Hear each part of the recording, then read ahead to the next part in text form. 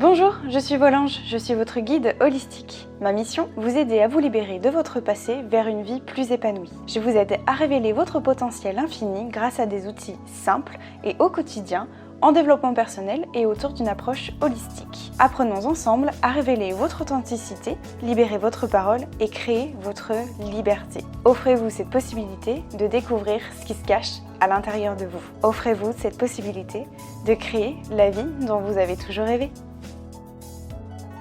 Bonjour à tous mes anges, j'espère que vous allez bien. Je suis vraiment ravie de vous retrouver pour ce nouvel épisode cette semaine. Surtout que ça fait vraiment longtemps que j'avais envie de vous parler de ce sujet-là. Surtout vous raconter un petit peu ce qui s'est passé ces derniers mois. J'ai pas trop parlé parce que, pour des raisons que vous allez comprendre, en fait, tout au long de ce podcast-là. Ça fait longtemps que je voulais vous en parler, les péripéties que j'ai rencontrées, etc. Mais maintenant, je suis à mon compte, vous le savez, je suis auto-entrepreneur. Et surtout, je voulais vous expliquer pourquoi ça a pris autant de temps, parce que je voulais me lancer en juin. Et ça n'a pas du tout été le cas. Et je vais vous raconter un petit peu les péripéties que j'ai rencontrées. Donc j'ai créé ma société, enfin je suis auto-entrepreneuse du coup. Donc maintenant je suis vraiment à mon compte depuis début septembre. Et mon premier lancement du coup sur mon... Vous savez que j'ai lancé le guide des émotions le 4 octobre dernier. Donc voilà, pour moi c'est mon petit bébé, c'est une date clé pour moi. Bref, avant de vous parler un peu d'aujourd'hui, j'allais dire comment est-ce que j'en suis là aujourd'hui. J'avais envie de vous raconter comment j'ai fait en fait, comment j'ai réussi à en arriver là, qu'est-ce que j'ai rencontré, les difficultés que j'ai rencontrées, les peurs, un peu tout ça, vous partager un petit peu tout ça. Voilà, j'espère que ce podcast pourra vous inspirer vous aussi, peut-être à vous lancer, parce que je sais que vous êtes nombreux et nombreuses à vouloir vous lancer aussi, et des fois on a des peurs en fait, donc voilà.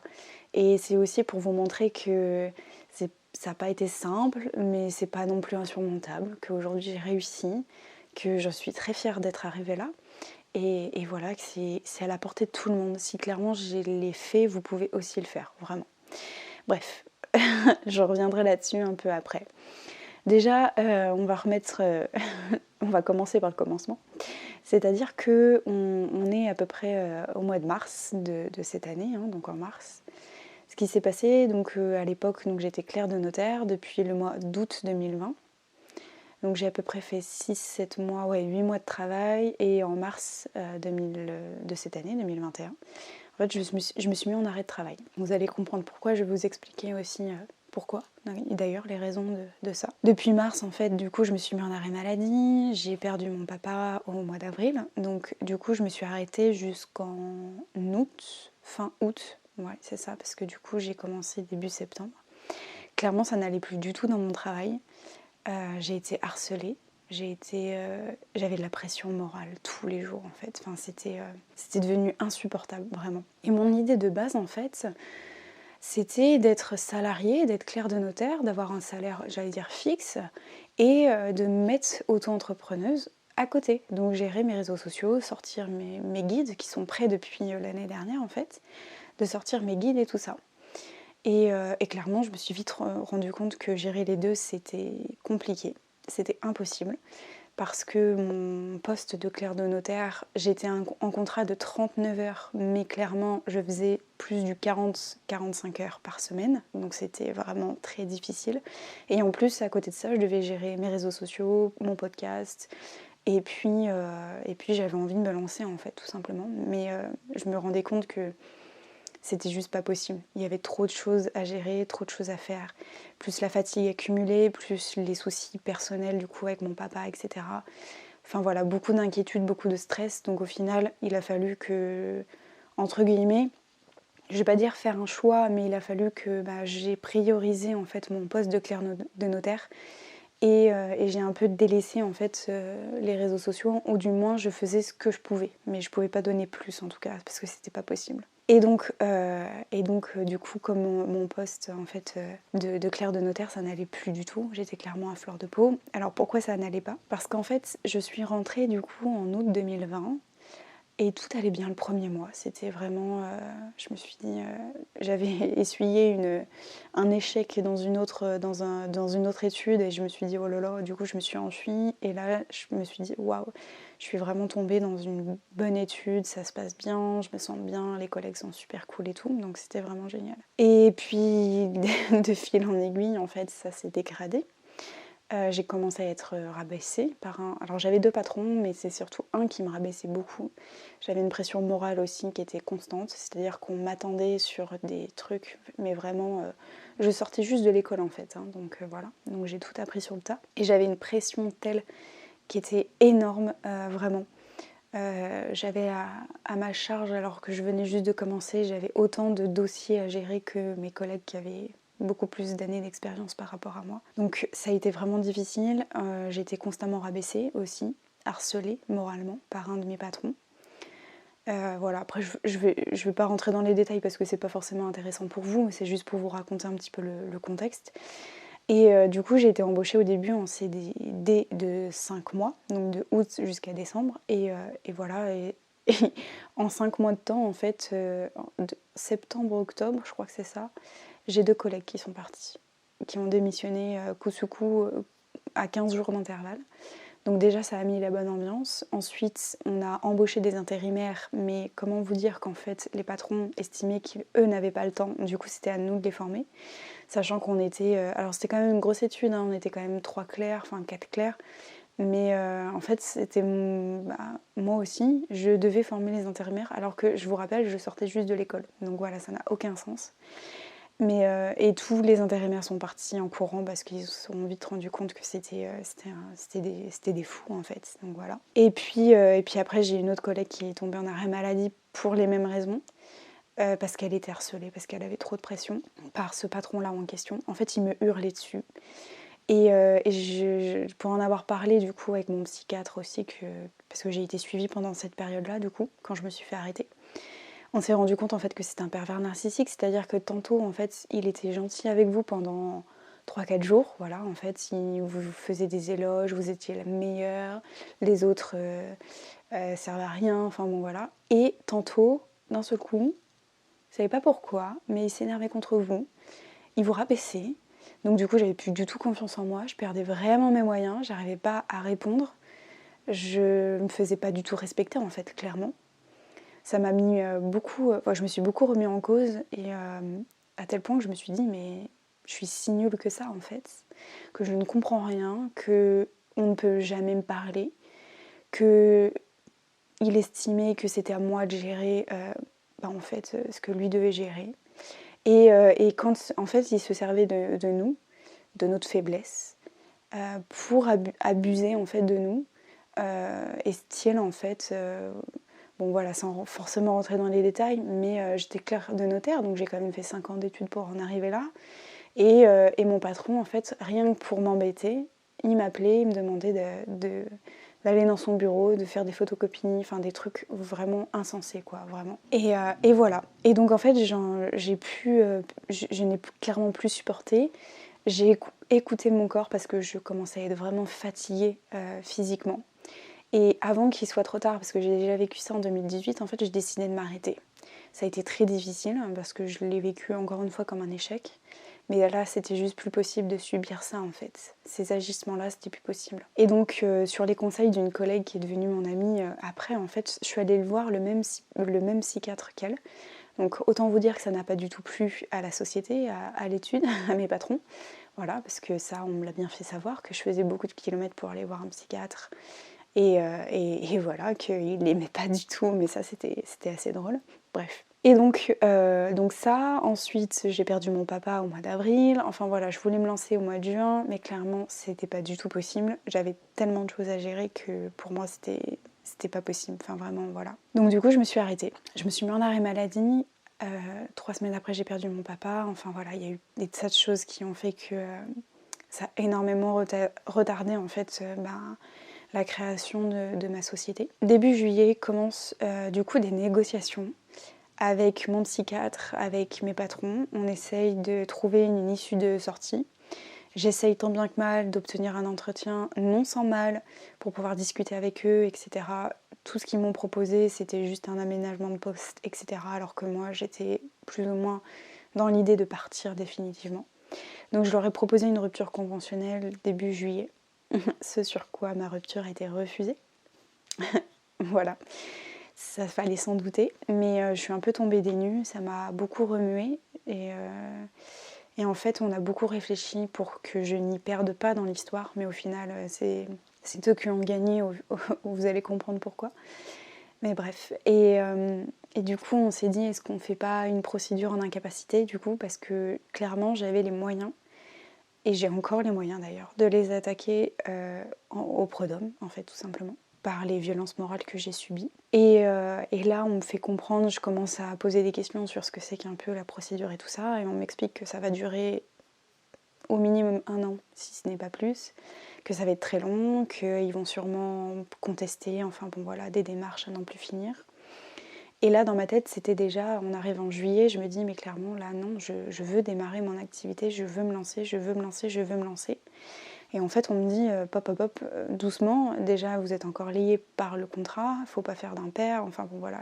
J'avais pas envie de créer des soucis supplémentaires. Et donc voilà, donc ça a pris des semaines en fait avant qu'on arrive finalement à ce que je démissionne, au mois d'août du coup. Et j'ai fini par démissionner, alors j'ai été très déçue du coup de cette sortie, parce que bah voilà, pour moi c'était leur donner raison. Mais en même temps, je voulais pas passer des semaines entières, voire des mois et des années à chercher quelque chose que je n'aurais finalement peut-être pas eu. Donc pour moi, je voulais vraiment avancer, et puis avec tous les événements aussi que j'ai vécus, je me suis dit ok, là c'est le moment d'y aller en fait, de se lancer. Je me suis dit vas-y fonce, de toute façon t'as plus rien à perdre. Là de toute façon bah, tu démissionnes, dans 1 mois ton préavis sera terminé. Et tu peux faire ce qui te plaît le plus en fait, juste de créer ton auto-entreprise et enfin de lancer les guides que tu couvres depuis plus d'1 an. Donc c'est ce que j'ai décidé de faire en fait. Et ce qu'il faut savoir en fait, c'est que tout mon contenu, enfin mon guide sur les émotions et les autres qui viendront, en fait tout est prêt depuis plus d'1 an en fait. Et c'est important, je pense vraiment, s'il y a un truc que je voudrais vous faire partager, c'est que vraiment je suis pas devenue entrepreneur parce que je voulais devenir entrepreneur, parce que c'est le truc à la mode en ce moment, etc. En fait, ce qu'il faut comprendre, retenez vraiment bien ça, c'est que le statut que vous voulez donner à votre activité, c'est la dernière des questions à vous poser. Parce que généralement, quand on veut se lancer par exemple à la création d'une société, on a une vague idée peut-être de ce qu'on veut faire, mais la première question c'est ok, quel statut de société je vais prendre ? Mais en fait c'est tout faux, c'est-à-dire qu'il faut vraiment réfléchir à l'envers et de se dire ok, quel est mon projet ? Qu'est-ce que j'ai envie de transmettre ? Comment est-ce que j'ai envie de le transmettre ? Est-ce que ça va être une formation en ligne ? Est-ce que j'ai envie de vendre des produits physiques ? Comment est-ce que j'ai envie de donner en fait ? Qu'est-ce que j'ai envie de donner et de transmettre, de partager ? De quoi est-ce que je vais avoir besoin aussi pour me lancer ? Est-ce que j'ai besoin d'un site internet ? Parce que déjà, il faut savoir de quoi vous allez avoir besoin. De matières premières, de fournisseurs, d'un site pour héberger, d'une boutique, d'un local, voilà. Et généralement, on se fait une montagne de ça, et des fois, il suffit simplement d'avoir un site, et je peux vous dire qu'il y a des choses qui sont très simples. On peut faire des sites tout seul. Moi, je sais que j'utilise une plateforme en ligne qui me permet aussi de... Voilà, j'ai pas besoin de demander à quelqu'un, j'ai pas dépensé d'argent inutilement, je me suis débrouillée pour faire tout moi-même en fait. Et c'est vraiment à la portée de tout le monde. Donc de quoi est-ce que vous avez besoin réellement pour vous lancer, sans forcément avoir des tonnes d'argent à investir ? Quel est le produit déjà que vous voulez transmettre en fait à votre potentielle clientèle en fait, et ensuite vous verrez tout le côté administratif. Mais déjà construisez tout votre projet, vraiment. Construisez tout votre projet, investissez si vous avez besoin dans un site internet, des choses comme ça, mais faites-le vous-même, d'accord ? Alors oui, certes, ça demande un petit peu d'investissement en amont, mais je pense que c'est vraiment essentiel, et la clé d'un entrepreneur qui démarre, c'est d'avoir déjà un projet qui est abouti. Alors même s'il ne sera jamais parfait comme on le souhaite, et ça fait partie du syndrome de l'imposteur ou de la perfection, mais il ne sera jamais parfait forcément. Mais déjà d'avoir un projet qui tient la route, et ensuite vous verrez quelle forme vous voulez lui donner. Voilà, tout simplement. S'il y a un conseil que je voulais vous transmettre aujourd'hui, c'est vraiment celui-là. Autre chose que je voulais vous partager aussi, c'est de ne pas avoir peur de mettre les mains dans le cambouis. Personnellement, pour tout ce qui a trait à la vente, moi personnellement, j'y connaissais rien. J'ai aucune formation. Moi, j'ai un diplôme de licence de droit. Je n'ai que ça. Je n'y connais rien en marketing, vente et tout ça. Alors oui, je me suis formée. J'ai suivi du coup la formation de lancement en ligne d'un projet, la formation de Tony Nevez. Mais au-delà de ça, je n'avais rien en fait. J'ai vraiment travaillé moi-même. J'ai cherché, j'ai été curieuse, j'ai regardé plein de choses sur internet, j'ai été lire des choses, j'ai lu des bouquins aussi pour voilà, un peu autodidacte en fait, pour chercher comment est-ce que je pouvais faire. Et il faut pas avoir peur en fait de mettre les mains dans le cambouis, de tester des choses, d'essayer. Et même si ça fonctionne pas, je crois que le plus important, c'est de se demander pourquoi est-ce que ça n'a pas fonctionné. Plutôt que de se dire, ok, bah, ça n'a pas fonctionné, je baisse les bras, j'abandonne et tout ça. Non, c'est de se dire, ok, bon, il n'y a pas eu les résultats que je voulais. Pourquoi ? Est-ce que c'était pas le bon moment ?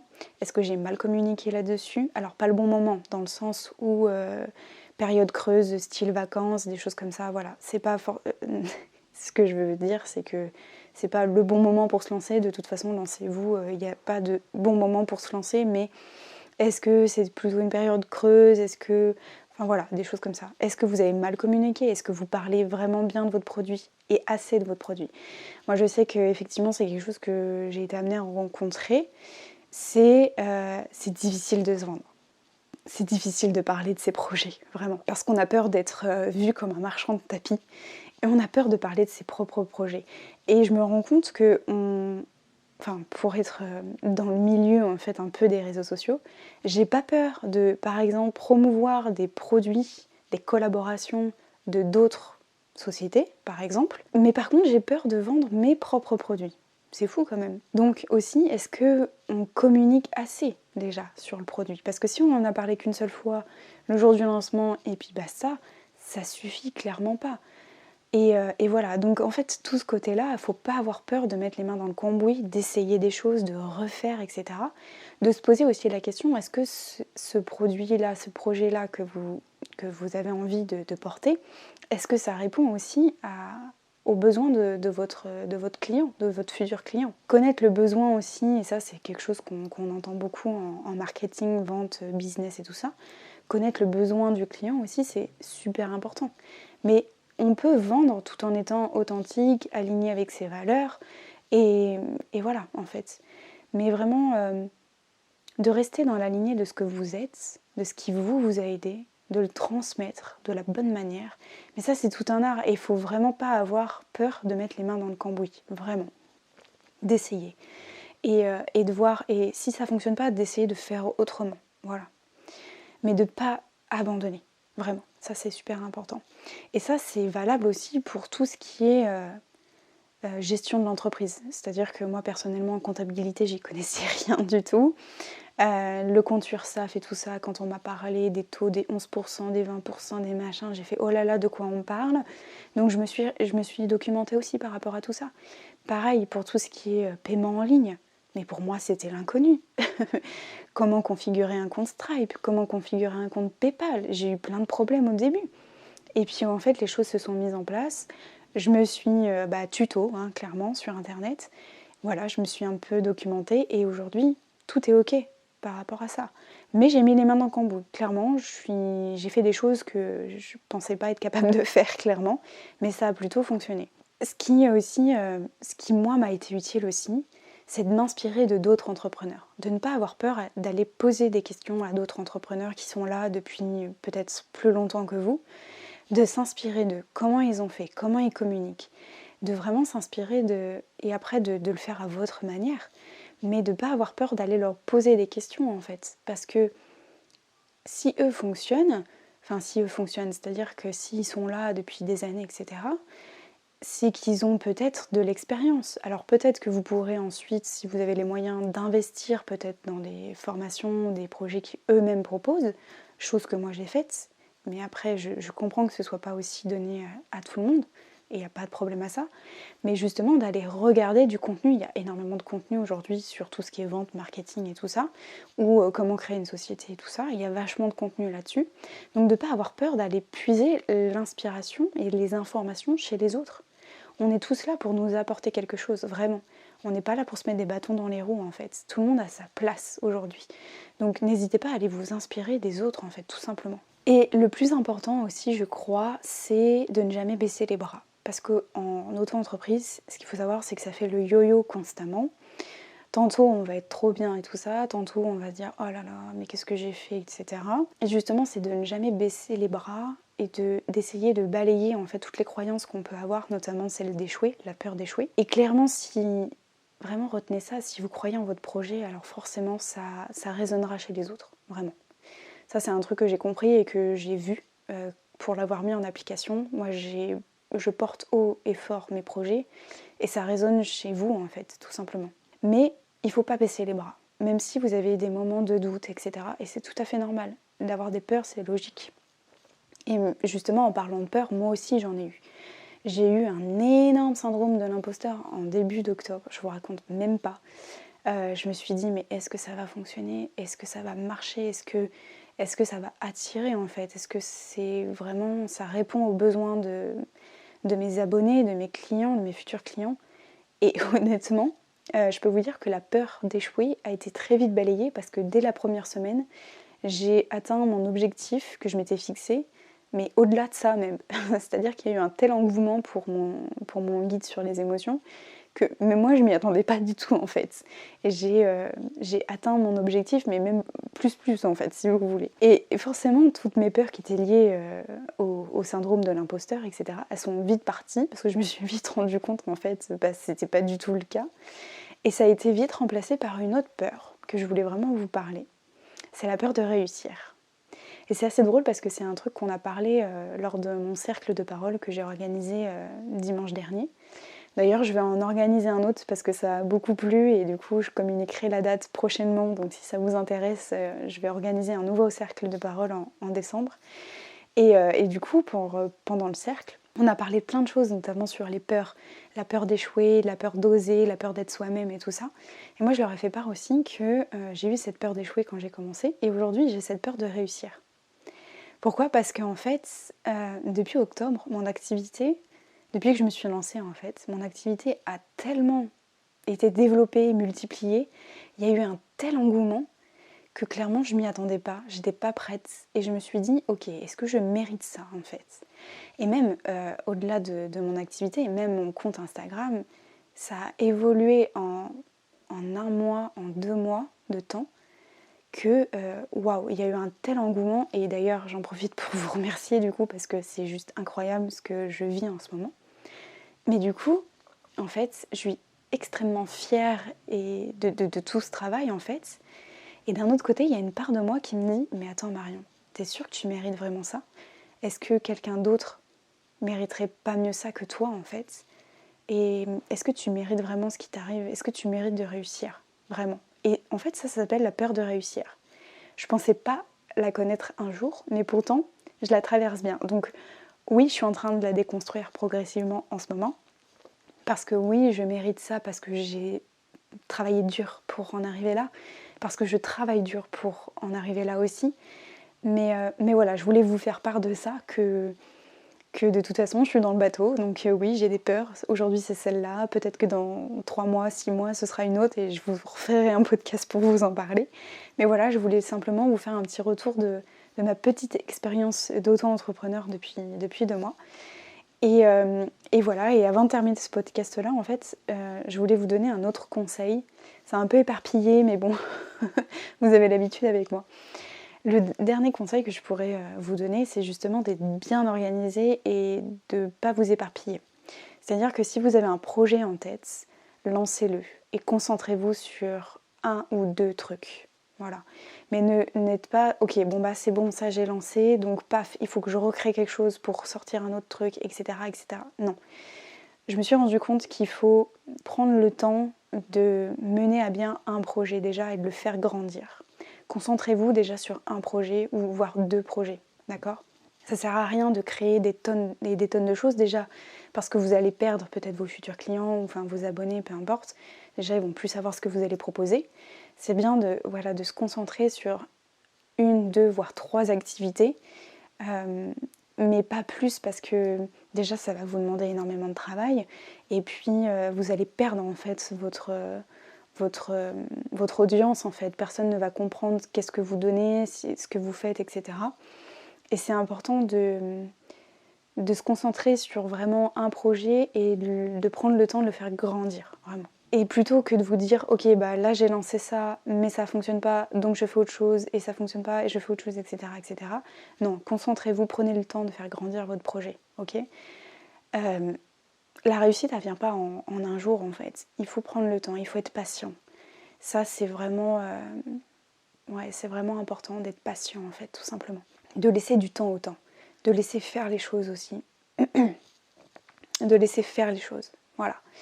C'est important, je terminerai là-dessus du coup et je suis vraiment très heureuse de pouvoir vous parler de ça aujourd'hui. Ça fait vraiment des mois, des semaines en fait que je voulais vraiment vous en parler et que je ne pouvais pas parce que je voulais pas m'attirer des problèmes encore plus que je n'ai rencontrés ces derniers mois. Aujourd'hui je suis vraiment très heureuse, pour rien au monde je ne regrette d'être dans cette aventure-là, vraiment. J'ai enfin ma liberté que je voulais. Je me sens vraiment libre de faire ce que je veux, de gérer mon temps, etc. Et rien que pour ça, vraiment, je suis très très heureuse. Donc voilà, que l'aventure continue.